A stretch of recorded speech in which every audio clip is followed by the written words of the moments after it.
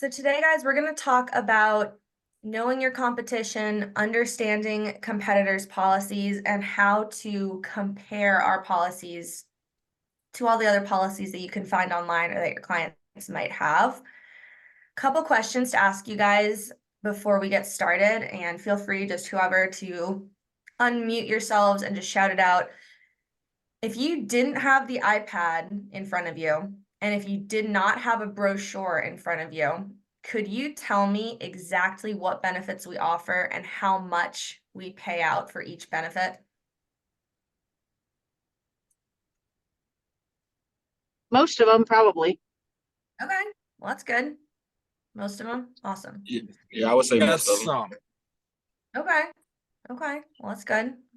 Probably the main ones that we mentioned, like the top benefit on each page, probably at least. That's good.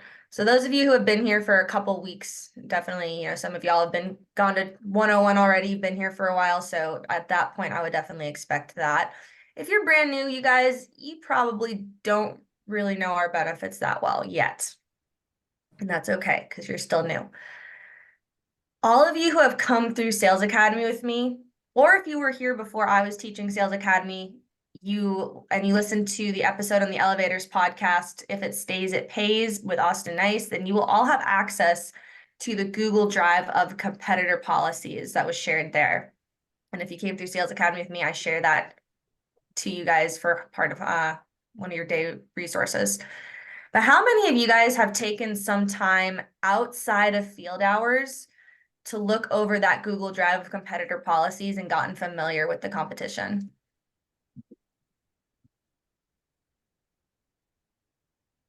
Has anyone done that? Somewhat, but not totally. I have. Yeah, Brian, what are some things you found out from when you were doing that? Comparatively, there's a lot of differences. A lot of companies do things that we don't do, but we do a lot of things that other companies don't do, just like we talk about. Example, Aflac will pay $1,000 for an upper arm fracture. We pay $4. So we're 4 times the amount there. Colonial Combined, don't even get me started. It's a joke. Yeah, I have noticed that Aflac can somewhat hold a candle to us, but Colonial Combined, not even close. Yeah, for sure. All right, yeah. So sometimes, guys, there's totally different benefits in other policies, or sometimes it's the same benefit, but a different payout amount. Now, of course, making sure you're comparing apples to apples, if they have, if you're comparing our highest tier to their lowest tier, then obviously that's a different story. So here's the deal, you guys. There is a correct order of operations.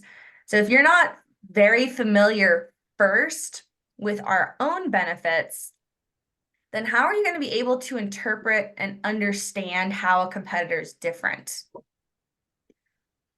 And if you've never looked over the competitor's policies before, how do you expect to be able to do that in front of a client? If you walk in and do a demo and someone says, yeah, I've got my such and such random company policy right here, let's compare it. And you're like, what do I do? How does that work? So what I'm going to do with you guys today is show you how to look over and analyze competitor policies. Now, this is how you're going to want to do this on your own, not in front of a prospect. So what I'm about to show you is something you can do for homework, but not with your client sitting right in front of you, because this is way too in-depth the first time around to do this in front of a client, because they'll become confused. If you're seeing this for the first time in front of them, they're going to get confused because you're not quite sure what's going on yet. And a confused prospect never buys. So you want to do this homework by yourself before you need to do this in front of a client. So that way, when you're with them, you feel like a professional and you appear to be a professional. So right now, guys, I'm going to share my screen. And what you're seeing on my screen is the Google Drive of all the competitor policies that are included in that drive. So if you came through Sales Academy with me, the way you're going to find this Google Drive is by searching through your email, finding the emails from me, and this is attached to one of them.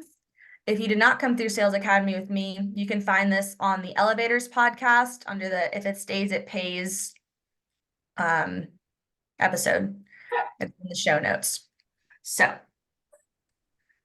here's how we're gonna do this. So I'm gonna just kind of run you guys through 1 or 2 policies just to kind of show you guys things I look for, things I noticed, and different comparison points here. Okay. The process I'm going through would be something good for you to do on your own time for any competitors that you tend to run into a lot. So if you're running into Aflac a lot versus if you don't really have Aflac in your territory, but you have a lot of Liberty National or a lot of somebody else, that would be a good place to start. Start with the competitor that you run into the most. Okay. Now, we don't have time to go into detail for every single competitor. The purpose of this training is to teach you guys how to interpret and understand other policies. Okay. So the first one I'm going to talk about is the Aflac 4 levels of cancer coverage chart. So this is what it looks like in the original drive. It's 4 tiers of coverage, kind of like ours, you know, where there's 4 different tiers. And then so what I did, because I like color coding things, I opened this up separately and I color coded it. So here's what the different colors mean. If something's highlighted red, that means we pay more for that thing. If it's green, that means they pay more. Now I'm comparing apples to apples. I'm comparing their top tier to our Elite 8, and I'm comparing their lowest tier to our base 1. If something's highlighted yellow, that means we pay the same amount as them.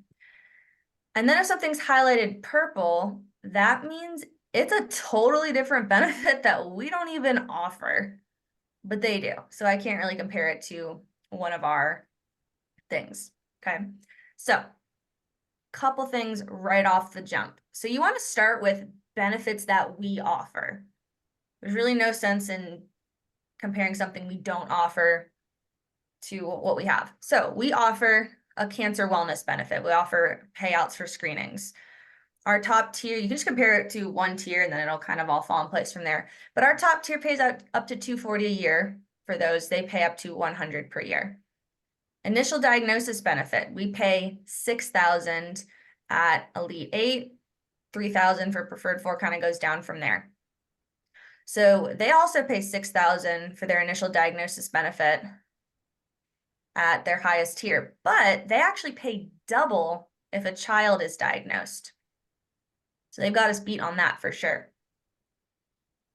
Let's see what else. Injected chemotherapy benefit, so just regular chemo and radiation. At our Elite 8 level, we pay $480 per day of chemo and radiation. They pay $900 per week. So that's a difference. It's the same benefit, but they're limited to $900 per week. So $900 per week at their top tier, that comes out to about, 2 days of chemo treatment, what we would pay. Now, some people, when you're getting their story, they go through more than 2 days of chemo in a week. So that's a place where being capped at a weekly rate is not always going to serve people the best. So that is another place that we tend to pay out more than they do in that situation. But where they have us beat is the non-hormonal oral chemotherapy. We pay $400 per month for self-administered chemo. They pay $400 per prescription, up to $1,200 per month. Okay, fair enough. Radiation therapy. We pay $480 per session at our Elite 8. They pay $500 per week. Now, if someone has more than 1 round of radiation in a week, they're losing money with this policy. I'm not saying it's a bad policy. It's still $500 per week is $500 per week. But in that situation, having it itemized the way ours is could serve someone better if they're going through radiation more than once per week. Then there's some other stuff that we don't really have a specific benefit for. Anti-nausea, we don't have a specific benefit for that. Okay, extended care facility, we don't have a specific benefit for that. Okay, so that's okay. We do some things they don't do, they do some things we don't do. There definitely are some differences between policies. So you can see here, there's a lot of red and there's a lot of purple. So that means most of the things I found from this policy, they pay less than we do for the same exact benefit, or they just have some different benefits that we don't even offer. Okay. Another thing, surgery with anesthesia. We pay up to 24,000 at our Elite 8, depending on how bad the surgery is, how severe it is. At their top tier, they pay only up to 5,000 for surgery. So that is a significant difference.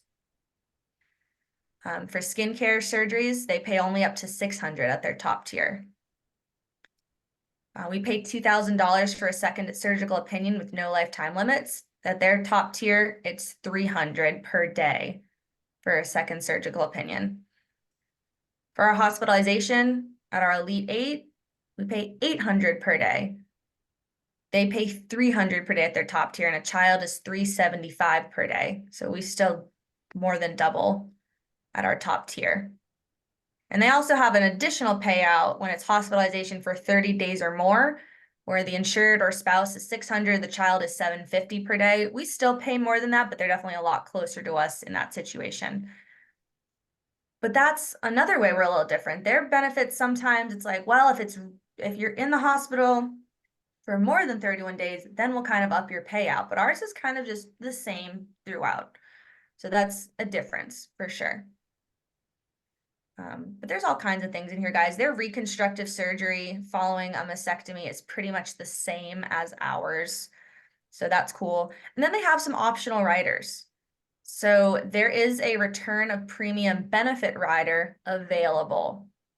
So what does that mean? If you want to get your money back, you need to pay extra. Where obviously we all know that ours is included no matter what. Okay. So those are just some things I noticed from comparing our 4 tiers of cancer coverage to their 4 tiers of cancer coverage. So very just objective comparison. But guys, could you see how that could be really kind of overwhelming to go over line by line with a prospect? If I sat down with Mrs. Jones and I was like, we pay for this and we pay this much and they pay this much, and sometimes they pay more than us and sometimes we pay more, and it's like, well, they don't even do this. And can you see how that could get really confusing for Mrs. Jones? And do you see how that could add tons of time to your demo? Could you see how that could easily become like an hour-long demo and take them over the buying line where they're just overwhelmed and confused and maybe bored, and they're just like, listen, I can't do this right now. I'll think about it, right? And also, do you guys see big picture that the Aflac policy isn't necessarily bad? It's just pretty different from ours. So can you see how in some cases it might even benefit a client to have both policies to fill in the gaps? So what do you think we should do when sitting down with a client who wants to compare policies? Let's say you've totally memorized the Aflac cancer policies and you sit down with them and they want to kind of go over this with you, and you're super well versed in our products and you're super well versed in this. What do you think would be a good strategy for which benefits to point out?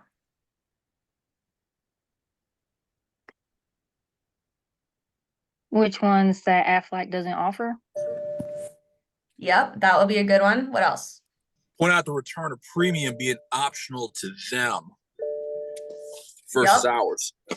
And along the lines of that, Mark, so basically point out all the things that we do better, right? Because if you're pointing out the things they do better, why would they switch over to us, right? So, or point out the things that we do that they don't do, right? That's totally correct. So here, since I've color coded it, I would just kind of remember which ones we pay out more for, and I would point those out. And guys, those are the top benefits on each line, the ones you're supposed to read for your demo. So first occurrence benefit, hospitalization, surgeries, wellness benefit, chemo and radiation. So when I teach you guys in Sales Academy the formula for showing benefits, you read the top benefit on each page and then ask a question or relate it back to their story. And it just so happens that all of those benefits that you're supposed to be reading are the ones we pay way more for. So that's super, super simple. It should be super easy and just no big deal, no extra thinking involved for you guys to be able to go over this with your client. So just kind of mention the benefits you were going to be mentioning anyway, and then point out in this that their policy pays less. Okay. And now make sure you're comparing kind of apples to apples. So if they have, you know, a preferred for, or what I guess what Aflac calls classic cancer care, that you're comparing it to our preferred for, just so that it's being fair. Duncan, I have already emailed these to you. You can find them in the Sales Academy resources I sent you. So those are already in your inbox from when you came through class with me. All right. So super short and sweet, to the point. We're just going to hit a couple bullet points with them, and we want to ask some questions as we're going through it. So besides the actual benefits, you guys, what are some other ways that competitors' policies can be different, more so in the way they're administered? Have you guys noticed any ways that they're different? Our tier system doubles, but theirs doesn't. Yep. Some Theirs cases kind of they goes do up per by, week versus per day. yeah, per week versus per day. Absolutely.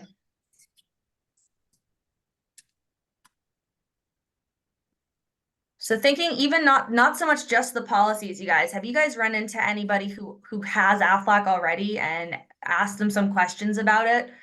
Maybe it runs through their payroll system, which is inconvenient for the business owner or the office administrator, and it can change the situation for the employees, right? Absolutely. Yes, I have as well. I've encountered quite a few, and I've been able to still upsell them as well because in a couple cases, right, I've learned that Aflac typically, we all know they go through payroll, but there's also this thing where like they have to have like a minimum number of employees to enroll, or else it costs the business owner. So basically, how I pitch it to them is I'm like, hey man, look, this would cost you as a business owner $0. We'd handle all the payroll headache for you, and it's on a completely individual basis. That's gotten quite a few people on my team. Right. So that's a really good point. So if they're doing, since Aflac targets group enrollments, they need a minimum of 3 people to sign up if they're running through payroll. Otherwise, they can't really do it, or they could, but it wouldn't be a very good deal for the business. So that's where we're different in another way. Now, if somebody's covered through payroll, I mean, what happens when they leave that job? What happens to their coverage? They can sometimes take it with them, but they're not getting that group rate anymore. That's for sure. It's always more expensive to pay individually. And when Well, you and look at also, these Maria, policies, if you it guys, runs, oh, go ahead, Rose. I'm Sorry. sorry. Also, if it runs through payroll and it's pre-tax, then the benefits are taxed. And I like to point that out because the benefits are a lot more than the premium. Oh yeah, that is a really good point, Rose. They're gonna get taxed on their money somehow, whether it's before it comes out of their paycheck or after it comes out of their paycheck. So that's a really, really good point. Now with our policies, every once in a while, someone's like, well, I like it coming out of my paycheck because then I'm not taxed on the premiums. And it's like, true, yeah, I could see that. I mean, once something is in your checking account, if you're a W-2, you've already been taxed on that money. But with us, even though you've already been taxed on your, $100 a month that you're spending for your policy, when you get that big cancer payout or when you get your return of premium, that's not going to be taxed. And that's definitely going to be the bigger number. And you'd rather not have the bigger number taxed, right? So that's a really good point. Anything else you guys have noticed about more like big picture, how the administration of competitor policies can be different? One thing I've been really having trouble with is the ones that I do run into that have Aflac, they've been with them so long, they like stonewall me into saying like, well, I've already had them for such and such, so I really don't want to go through all the hassle of like getting rid and changing over. So I don't really. Yeah, sometimes they've been with them forever and it's like, and they're not even sure why they have it. And maybe try and ask them some questions like, what do you like? And they don't even Like, know. what policies do you have? And they're like, I don't know, I've had it for 20 years, right? A good point. Good point. When you guys are in the field, at what point in the demo do you guys typically find out that someone has a competitor? I usually find Sometimes out when you approach- at the beginning. At the beginning, at the approach? Yeah, usually that's Yeah. where you're gonna find out.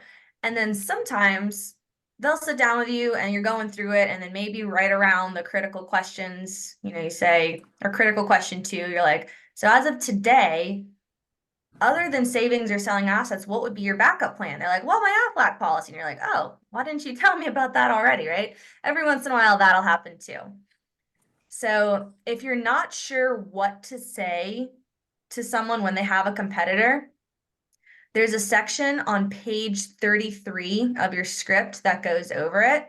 And there's the CLASP episode of the Elevators podcast. So I can run through that with you guys a little bit. I wanted to just show you guys one other thing. Has anyone run into Liberty National at all? Yes, one time. Okay.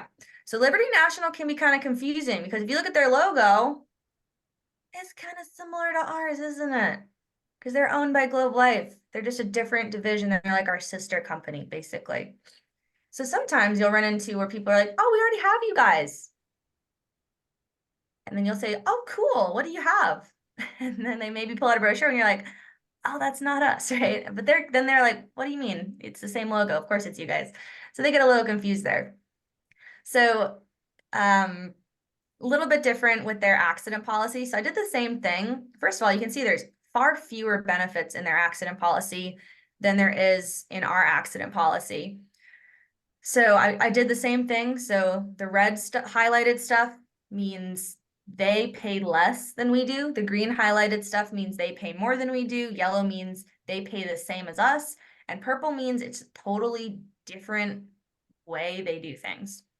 So real quick, accidental death, they pay $25,000 for the insured, $10,000 for the spouse, and only $1,000 for the kid. At our Elite 8, we pay $40,000 per person. Preferred 4 is $20,000 per person. Now they do start paying more than us for certain types of accidents. So they'll pay up to $250,000 if it's specifically death by a travel accident for the insured. But they'll still only pay $4,000 for the kid in that situation. So that's just kind of even just different the way they do their accidental death part of things. So that's a pretty good accidental death policy for sure. It's definitely varied and has lots of caveats in there. Emergency treatment benefit. We pay $400 for someone to show up and get emergency treatment at urgent care, ER, or at their doctor. They'll pay up to $500, but treatment must be received within 48 hours of the injury. We pay $400 and they have 2 weeks to get to the doctor. A little bit different there. Their initial hospitalization benefit is $1,000. Ours at our Elite 8 is $3,200. Yep. So that's a little different. Now their daily hospital confinement is really weird. Basically, the longer you have the policy, the more they pay you for being in the hospital. So that's a very different way than we do things. Our policies are kind of a lot more simple. Our policies are kind of like, if this happens, then you get this. But a lot of competitors' policies have a lot more red tape. Like if you've been in the, if you've had the policy for less than 1 year, or for 1 year, but less than 2 years, or 2 years, but less than 3 years, it's kind of sometimes hard to know how much you're going to get. And even so, their policy 3 years or more, the max amount that they list here is $500 per day. Whereas our Elite 8 coverage, that pays $800 per day, even if you've only had the policy for a day and you wind up in the hospital. So not only is it a bigger payout, but it's also really simple. Policies are easy to read. There's not a lot of if this, then this type of a thing. It's very simple. All right. And there's a whole bunch of other things in here. They only pay $300 for an ambulance. That's like what our base policy pays for an ambulance. Right? And their transportation benefits. So we pay $200 per night for lodging on our accident policy for families. But their transportation is, we'll pay a benefit for transportation to and from any hospital located more than 100 miles from the site of the accident or the resident of a covered person. And this benefit is payable 1 time per accident. and is payable only if your attending physician prescribes treatment not locally available. So a lot of red tape with that just for $300. So compared to Liberty National, our policies are actually quite a bit better.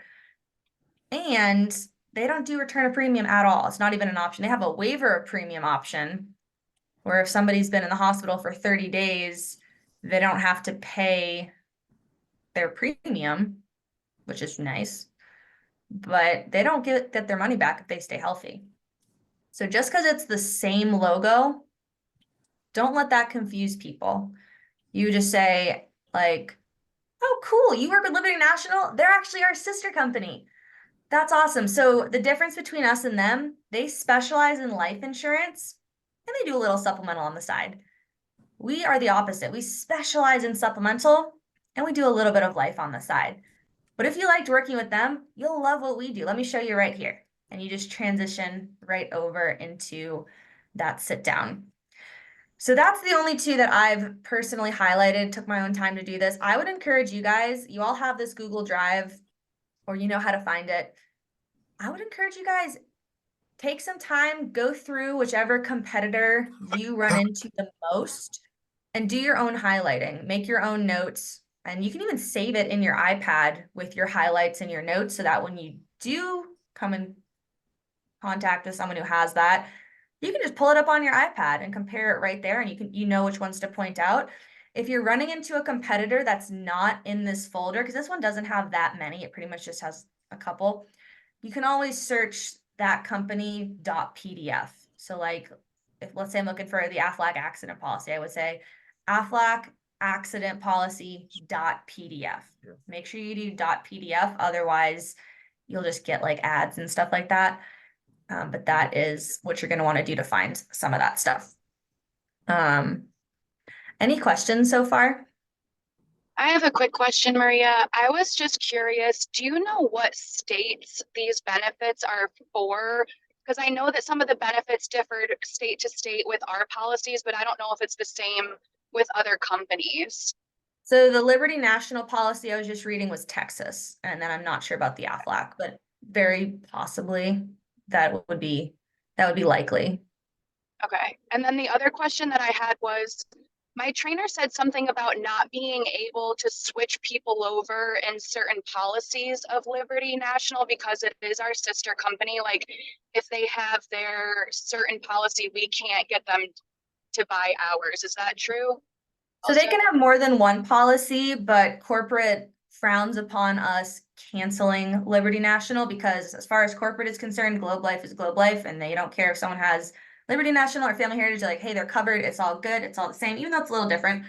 But best practice, best rule of thumb, don't ever try and tell someone to cancel their Liberty National. You could just say like, oh, great, they're awesome. If you like that, you're going to love this as well. And you can still demo them and add policies. And then if they choose to cancel on their own later, then that's totally up to them and that's not you. But if they start noticing that every time you do a demo, then somebody cancels Liberty National, then that would kind of get you noticed in not a great way, but not a big deal if you're not telling people to cancel. It's fine. Do you mind to repeat the website for the PDFs? Yes. So that is going to you mean like these ones or how to find them? How to find them, and I probably I need those as well because I So don't these think I ones- was. I think whenever we were going over that, I was having a hard time because I don't remember that page. So Yeah, is it in the we didn't email? We don't go over it in Sales Academy, but it is in one of your Sales Academy emails. It's just a link you can click on. But then if you run into a different competitor and they're not included in this drive, you would just say like Google such and such competitor .pdf and it will bring up their policy. Oh, okay. Okay. That's what I missed was the initial part of the, okay. That sounds pretty simple. Thank you. Welcome. All right, and the I last have thing you one guys, question. sorry, go ahead, Champ. In your research, have you found that is it true that Aflac won't pay for on-the-job injury due to them getting workman's comp if they have an accident policy with Aflac? I can't recall specifically having run into that. No, I That's a can't good say question. I have. I ran I into missed that a this lot question, too. Maria. What do you say? Have you guys, anyone run into where if they have an Aflac accident policy, it will not pay for on-the-job injuries if they can get workman's comp? I used Colonial to does have that. Aflac does not, that I'm aware of. I used to have an employee. This was several years ago, and at the time, I offered Aflac to and I had a woman had an on-the-job injury, and I don't know the specifics, but it made it a lot harder for her to get benefits through Aflac due to it being workers' comp. Okay, so that could be something worth looking into. I haven't run into that personally. But guys, last thing is I'll just point y'all to page 33 of your script, the new page numbers. So that refers you guys back to the episode by Amber Lee Kessler on the Elevators podcast, where she talks about CLASP. So that episode is from October 5th of 2021. And basically, guys, if you find out they have Aflac on the approach, just say, awesome, tell me about that. Oh, Aflac's a great company. What do you have with them? And just try and get them talking. Ask some follow-up questions. What do you like? What do you have? What could be better about it? And then ultimately get them to sit down with you. All right. Remember, they do some stuff we don't do. They do disability and things like that. And we can still pay out on top of competitor policies, even if it's the same product type. Aflac does not return premiums unless you pay extra for it. So that is correct. Yeah, most people don't have return a premium with Aflac. Any other questions on the topic?